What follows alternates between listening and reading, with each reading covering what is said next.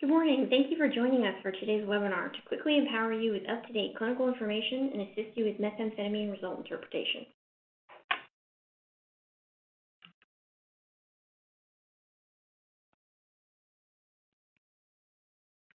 All right, so let's get started. This brief educational webinar examining the interpretation of methamphetamine results from Aegis Sciences Corporation will help you with some of these takeaways that are included below. So, understanding the difference between methamphetamine stereoisomers, seeing scenarios that may explain unexpected results, understanding the period of detection of methamphetamine, and correcting some of the common misconceptions regarding definitive methamphetamine testing.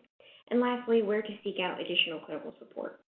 For those who missed the live presentation or would like to hear it again, you can find the recording of this presentation on the Aegis website, and you're also welcome to call the phone number below if you need assistance accessing the recording.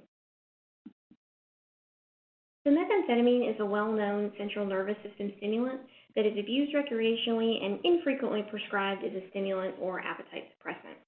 Methamphetamine exists in two different forms known as enantiomers. There's levomethamphetamine, or L-methamphetamine, and dextromethamphetamine, or D-methamphetamine. Each have the same chemical formula, but a different arrangement of the atoms within the molecule, making them mirror images of each other. Following exposure, methamphetamine is detectable in urine for up to 5 days, up to 48 hours in oral fluid, and up to 24 hours in blood. This slight variation in chemical structure produces different properties for each enantiomer or isomer. D-methamphetamine is the more stimulating and psychoactive version and therefore has a higher abuse potential, while L-methamphetamine is less CNS active, it's vasoconstrictive, making it great for nasal decongestion, and has a lower abuse potential. The D and L isomer test offered by Aegis helps narrow down the potential source or sources of methamphetamine positive results. And just as a note, D-methamphetamine positive results are more common than L-methamphetamine positive results. At Aegis, we report out the D and L isomer test according to the concentration or quantification of methamphetamine in nanograms per milliliter, and the percentage of the detected amount, that is the D isomer, so 0 to 100%. And we will spend the rest of this webinar going through patient cases and the potential causes of the methamphetamine results to elaborate on this image here. So the question of many providers' minds when interpreting methamphetamine results is, what did my patient actually take? This is one of our clinical team's most commonly asked questions, and interpretation differs according to whether the test is presumptive or definitive, and we will focus primarily on definitive test results today. Positive Aegis methamphetamine results undergo definitive testing by liquid chromatography mass spectrometry prior to reporting. We're going to discuss a few patient cases and see how the percent isomer affects the result interpretation. So for our first case, patient CK is a 32-year-old male returning to the clinic for a follow-up appointment after a recent urine drug test. CK is prescribed benzathymine for weight loss and has been tolerating it well. The prescriber is surprised to receive definitive test results from Aegis indicating methamphetamine use.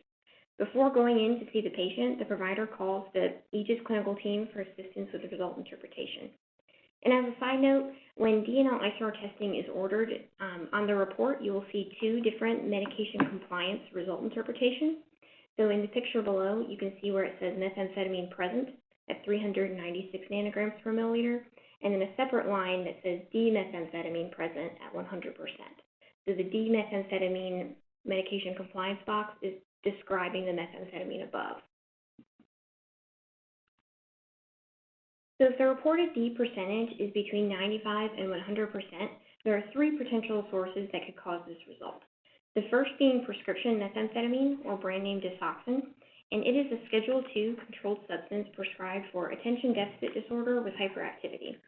The second prescription product being benzathymine, the discontinued brand name is Regimex, is a Schedule III controlled substance prescribed for the treatment of obesity, and this metabolizes 2D-methamphetamine. The third and last option would be illicit methamphetamine. So prescription verification and assessment of the prescription drug database records are important to rule out legitimate prescription use before considering illicit methamphetamine as a potential source. At this point, providers typically ask additional questions about when the patient may have been exposed to any of these products. And just as a reminder, the period of detection for methamphetamine in urine is up to 5 days. So this can help both provider and patient as they think back and try to determine the cause of this positive result. Our second patient case, so patient PR is a 69-year-old female presenting to her primary care physician for a follow-up appointment. Her medications include diazepam, buprenorphine, hydrocodone, and selegiline. Her provider is surprised to receive definitive results from Aegis indicating methamphetamine use. Before going in to see the patient, the provider calls the Aegis clinical team for assistance with result interpretation. If the reported D percentage is between 0 and 5%, the potential sources would be predominantly L-methamphetamine products. The first option is selegiline, and this is prescribed for treatment of Parkinson's disease and major depression. It metabolizes to lev-methamphetamine or L-methamphetamine. Some over-the-counter OTC nasal decongestant products, like vapor inhalers, contain predominantly L-methamphetamine as the active ingredient. If you remember back from earlier, L-methamphetamine is vasoconstrictive and great for nasal decongestion. Only generic store-brand versions of these vapor inhalers contain L-methamphetamine. The Vicks company removed this compound from their vapor inhaler products, so only Walgreens, CVS, Kroger, brands like that would contain L-methamphetamine these days.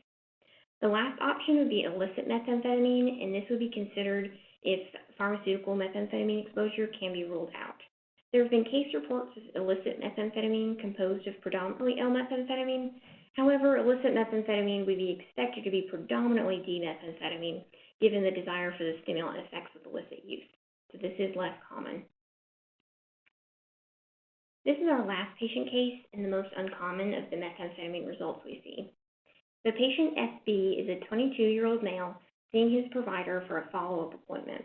SB has attention deficit disorder and chronic nasal congestion that he treats with OTC products. The provider is surprised to receive definitive results from Aegis indicating methamphetamine use.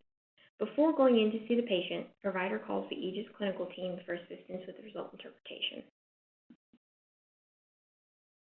Illicit methamphetamine can be any percentage of D, given that it is manufactured illicitly and the contents are not controlled. If the D percentage is between 5 and 95%, basically a mixture of isomers, the most likely source is illicit methamphetamine. However, combining a predominantly L product with a predominantly D product may result in these findings as well. In this case, the patient would need to provide proof of a valid prescription for both a D and L product, or a prescription for a D product and report use of using an OTC nasal decongestant vapor inhaler. For accurate interpretation, the prescription verification and or assessment of the PDMP are important in determining the potential source or sources of the D and L isomer test results and to rule out illicit methamphetamine use.